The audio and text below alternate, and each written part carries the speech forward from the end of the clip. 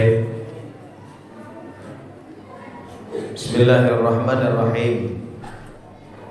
Assalamualaikum warahmatullahi wabarakatuh. Waalaikumsalam warahmatullahi wabarakatuh. Alhamdulillahi rabbil alamin. Wa bihi nasta'in ala umurid dunya waddin. Wassalatu wassalamu ala asyrafil anbiya'i wal mursalin Sayyidina wa maulana Muhammadin wa ala alihi wa ashabihi rasulillahi ajma'in. Rabbi shrah li sadri wa yassir li amri wahlul 'uqdatam min lisani yafqahu qawli. Qala Allah Ta'ala fi kitabihil karim, A'udzu billahi minasy syaithanir rajim. Ya ayyuhalladzina amanu kutiba 'alaikumus syiyam kama kutiba 'alal ladzina min qablikum la'allakum tattaqun. Faqala Rasulullah sallallahu alaihi wasallam, Man shoma ramadhana imanan wa ihtisaban ghufira lahu ma taqaddama min dhanbi. Wa qala Rasulullah sallallahu alaihi wasallam, Man kharaja talabul ilmi fa huwa fi sabilillah hatta yarji'. Shadaqallahul azim wa shadaqa rasuluhun nabiyyul karim wa nahnu ala dhalika minasy syahidin wasyakirin. Walhamdulillahi rabbil alamin. Bagaimana bapak-bapak, ibu-ibu? Ada ibu-ibu di sini? Enggak kelihatan, samping sana. Iya. Masih semangat puasanya? Serius? Udah ada yang tinggal? Ada yang tinggal puasanya? Hah? Jangan sampai lah. Masa tinggal? Kalau ibu-ibu tinggal wajar, datang bulan. Nah bapak-bapak datang apaan? Datang matahari? Enggak ada. Baik, tentunya di awal pembicaraan ini kita puji Allah Subhanahu wa ta'ala dengan mengucapkan kalimat Alhamdulillahirabbil alamin. Segala puji bagi Allah yang telah memberi kita nikmat. Di samping nikmat iman dan Islam, juga terutama nikmat Allah sampaikan umur kita di Ramadan ini. Kemarin kita berdoa kepada Allah di bulan Rajab. Apa doanya? Allahumma barik lana fi Rajaba wa Sya'bana wa ballighna Ramadan. Ya Allah, berkati umur kami di bulan Rajab ini, dan berkati umur dan hidup kami di bulan Sya'ban, dan sampaikan umur kami ke bulan Ramadan. Alhamdulillah. Summa walhamdulillah, Allah telah sampaikan umur kita di Ramadan ini. Karena betapa banyak saudara kita, orang yang kita kenal, mungkin orang yang kita cintai, tinggal beberapa hari lagi Ramadan, Allah cabut umurnya. Ada mungkin sahabat kita tinggal beberapa saat lagi Ramadan akan tiba, dicabut malaikat Ijrail nyawanya.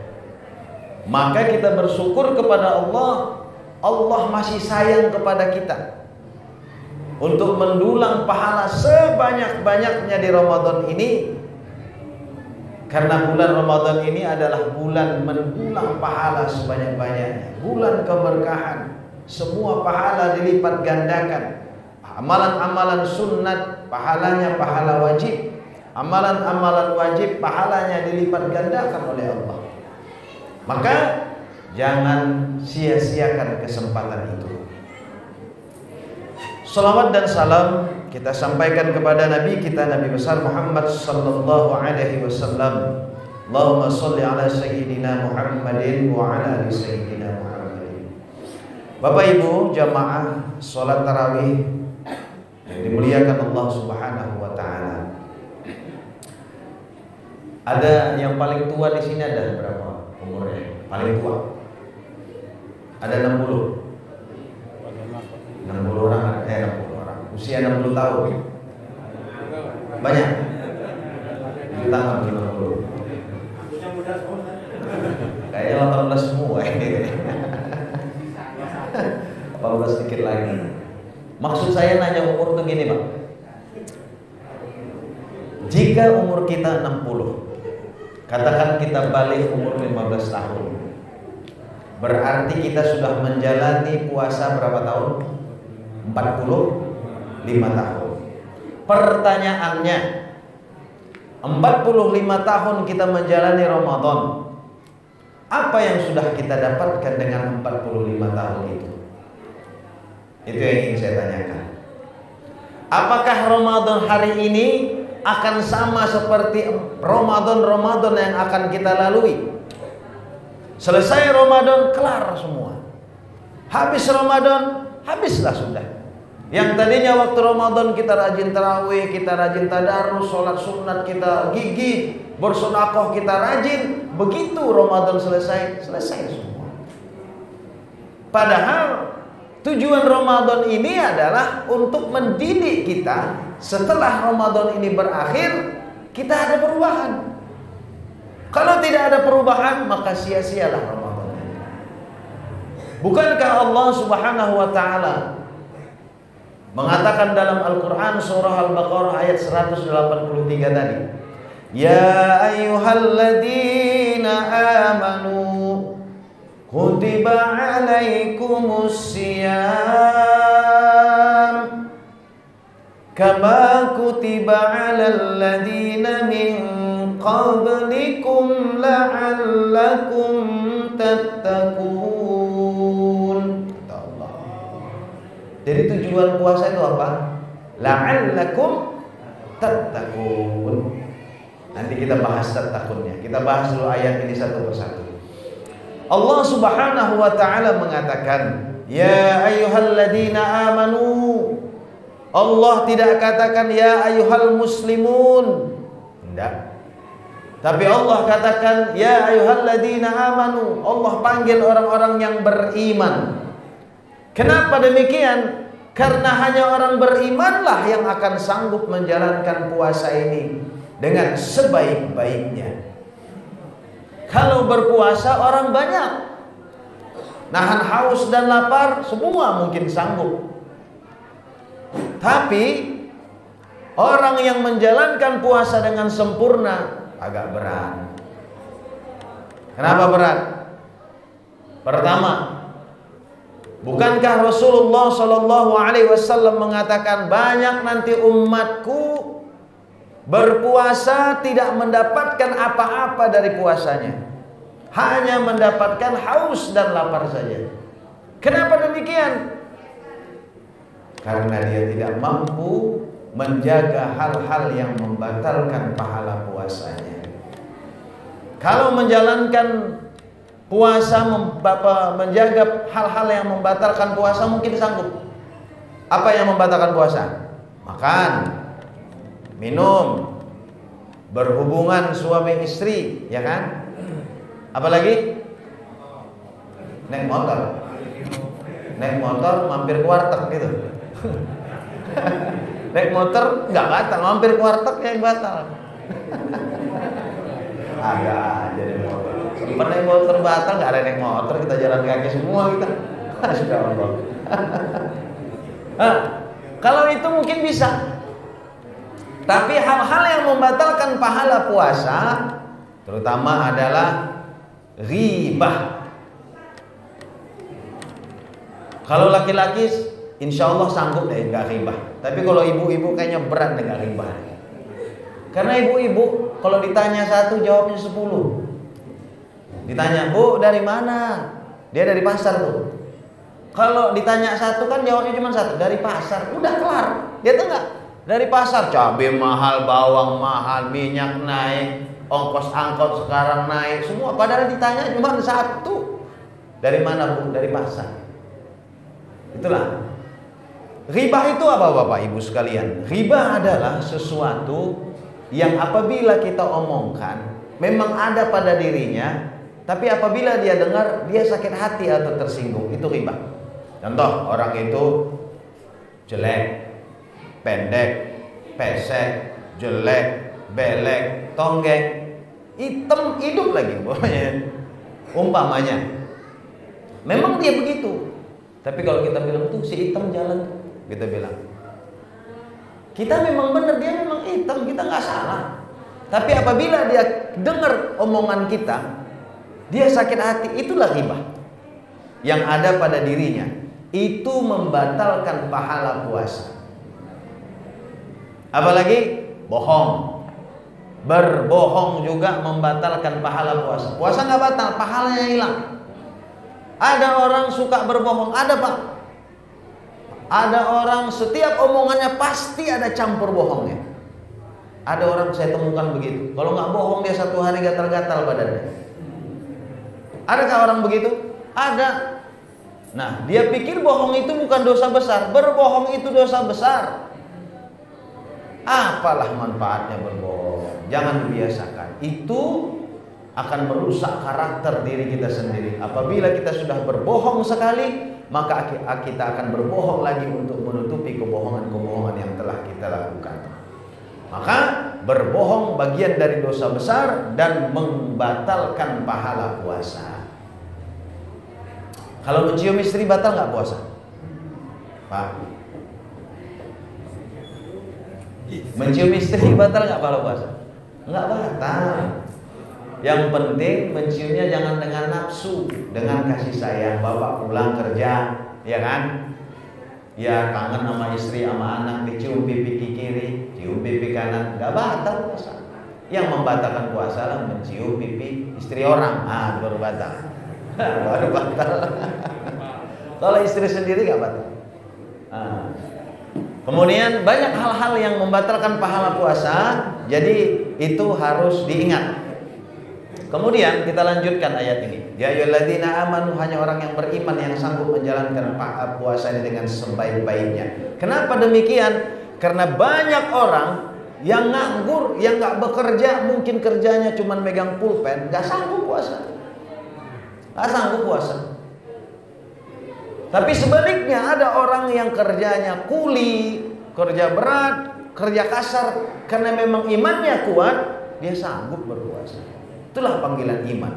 Karena memang Rasulullah Shallallahu Alaihi Wasallam mengatakan, puasalah kamu, niscaya kamu sehat. Saya kan kerja di rumah sakit, Pak. Bukti bahwa puasa itu sehat. Kata Rasulullah kan, puasalah kamu, niscaya kamu sehat. Ada dokter ngatain, kata dokter besok bapak mau dioperasi sama pasiennya. Pak, ada yang pernah dioperasi? Ada, saya rasa. Lalu kata dokter, karena bapak besok mau dioperasi, bapak harus puasa, kata dokter. Oh ya dok, iya. Kenapa harus puasa? Karena dengan berpuasa itu kondisi seseorang dalam keadaan fit badannya. Tapi kenapa kita lemah?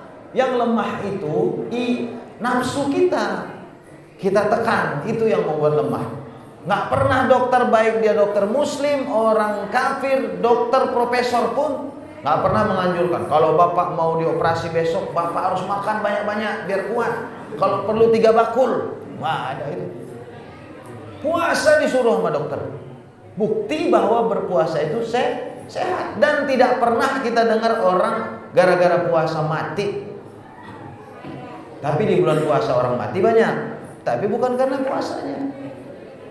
Ya kan? Nah, ya ayyuhalladzina amanu. Kita lanjutkan ayat ini. Banyak nih mau kita bahas nih ya. 5 menit lagi ya Pak ya. Kata Allah, kutiba alaikumus syiyam. Allah katakan kutiba. Allah tidak katakan wujiba. Padahal wujiba hukumnya wajib. Tapi Allah katakan kutiba. Asal katanya kata bayak tubuh kutiba. Seolah-olah Allah katakan, hai orang-orang beriman, diwajibkan kepadamu secara tertulis. Sudah permanen diwajibkan di dalam kitab. Kama kutiba 'alal ladzina min qablikum. Sebagaimana juga pernah diwajibkan secara tertulis kepada umat-umat sebelum kamu. Tapi mereka hapus itu kewajiban itu di kitab-kitab mereka. Kira-kira begitulah maknanya. Kita tahu ada dulu puasa Daud. Puasa Daud itu dulu diwajibkan untuk Nabi Daud dan umatnya.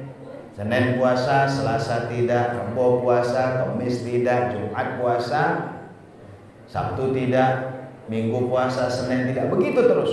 Gantian wajib, puasa enggak, puasa enggak. Itu puasa Daud dan sekarang menjadi puasa sunat buat kita.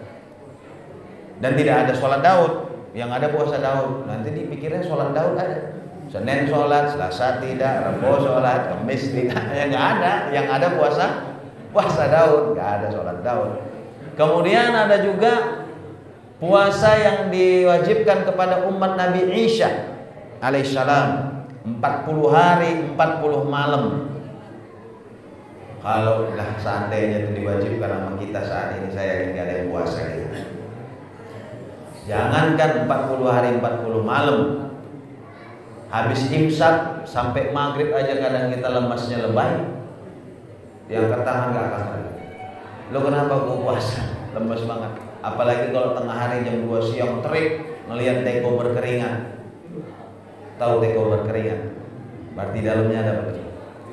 Es batu, sugar banget. Iman goyang dibuatnya. Makanya kama kutiba 'alal ladzina min qablikum, seperti diwajibkan atas orang-orang atau umat-umat sebelum kamu. Makanya kita lanjutkan ayat ini sedikit lagi. Kemudian la'allakum tattaqun. Nah, supaya kamu menjadi orang yang bertakwa dengan puasa ini. Nah, makanya saya tanya tadi dari umur tadi, apakah kita menjadi bertakwa setelah Ramadan ini? Ini kan bulan kompetisi. Nah, ciri-ciri orang yang bertakwa ada 2. Bukankah pintu di akhirat sana, di surga sana ada 8 pintu. Ada namanya babus sholah, pintu orang yang bertakwa karena sholatnya. Cirinya besok di akhirat orang itu wajahnya bercahaya karena bekas-bekas wudunya. Makanya kalau berwudu hati-hati. Jangan sampai umpamanya tangan, jari sampai siku. Wajib kan? Ada satu titik yang tidak kena air, tidak sah wudu.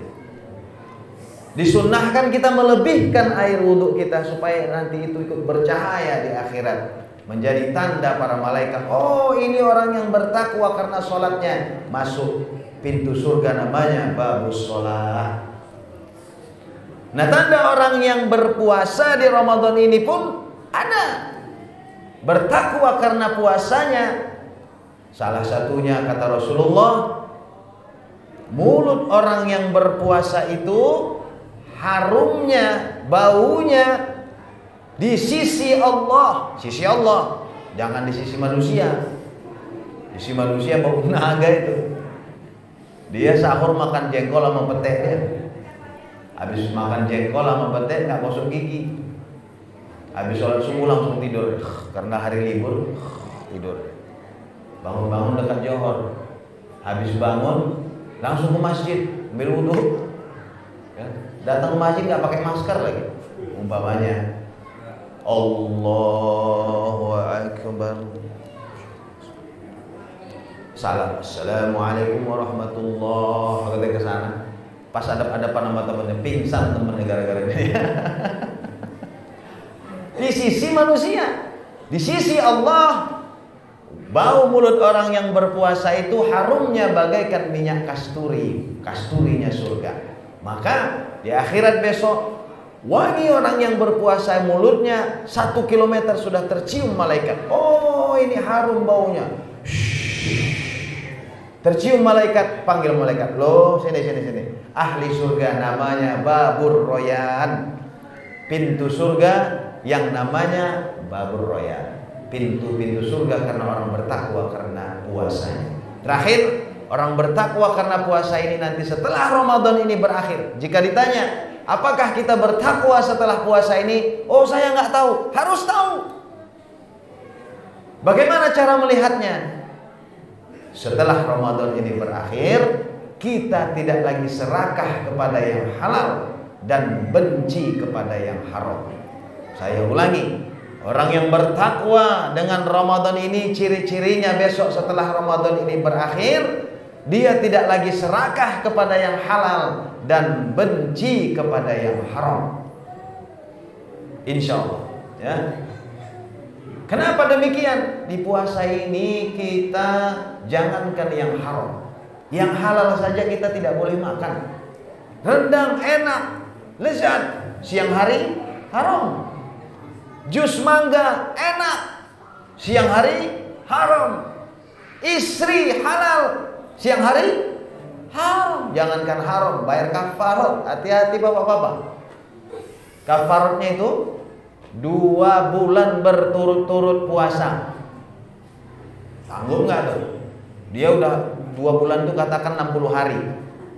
Dia udah puasa 58 hari, bayar kafarat. Tiba-tiba ke hari ke-58 batal, ngulang dari awal. Itulah kafaratnya, hati-hati. Kalau nafsu tahan dulu. Nah, istri jangan dekat-dekat, awas. Kira-kira begitu. Ya, mudah-mudahan ini saja dulu. Allah Subhanahu wa taala membimbing kita ya dalam menjalankan ibadah puasa ini di bulan Ramadan ini dengan sebaik-baiknya, menjalankan sholatnya, zikirnya, sedekahnya kencengin ya. Jangan takut sedekah. Insyaallah sedekah itu bukan mengurangi harta, pasti akan menambah harta. Yakinlah dengan janji Allah Subhanahu wa taala. Terima kasih atas segala perhatian. Mohon maaf atas segala kekurangan. Usikum wa nafsi bittaqwallah. Assalamualaikum warahmatullahi wabarakatuh. Waalaikumsalam.